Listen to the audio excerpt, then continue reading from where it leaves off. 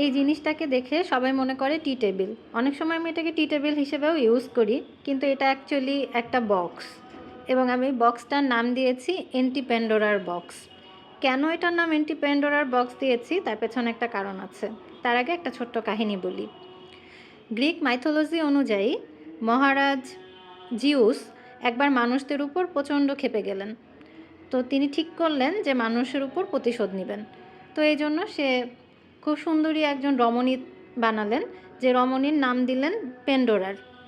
তাকে শুধু সৌন্দর্য না, সাথে জ্ঞান, প্রজ্ঞা, কৌতূহল, চতুরতা সব কিছু দিয়ে দিলেন। এবং বানানোর সাথে সাথে তাকে একটা বাক্স উপহার দিলেন, যে বাক্সটার নাম ছিল পেন্ডোরার বক্স। তাকে বলে দেওয়া হয়েছিল যে এই বক্সটা কখনোই খুলতে না, কিন্তু ওই যে কৌতূহলের বশবর্তী হয়ে পেন্ডোরার একদিন বক্সটা খুলে ফেললো, এবং ওই বক্স থেকে বেরিয়ে আসলো পৃথিবীর জন্য সমস্ত রকম দুঃখ, দুর্দশা, অভিশাপ, কষ্ট, কান্না। বোঝার সাথে সাথেই পেন্ডোরা বক্সটা বন্ধ করতে চেয়েছিল, কিন্তু কোনো কাজ হয়নি। বক্সে একমাত্র পড়েছিল আশা, এছাড়া সবই নেগেটিভ এনার্জিগুলো বের হয়ে গিয়েছিল। তো আমার এই বক্সটা হচ্ছে ওইটার ঠিক বিপরীত। এই বক্সের ভেতরে আছে আমার জন্য আনন্দ, বিশেষ করে হতাশা বা কষ্ট দূর করার মেডিসিন, একদম ডিরেক্ট মেডিসিন। আমার যখন খুব খারাপ লাগে, একদম কোনো কিছু ভালো লাগে না, আমি যদি এই বক্সটা খুলে বসি তখন আমার খুব ভালো লাগে, এবং আমার মনে হয় যে আমার মন খারাপ বা আমার হতাশা সব কেটে যায়।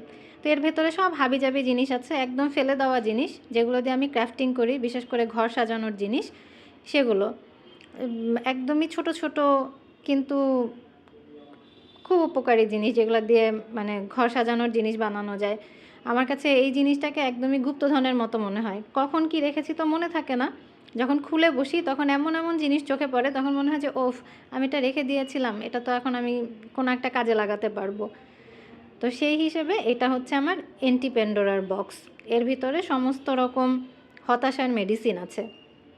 আজকে আমি এটা গুছাতে বসেছি, এলোমেলো হয়ে গিয়েছিল খুব। এই গুছাতে গিয়েও একটা আনন্দ পাওয়া যায়।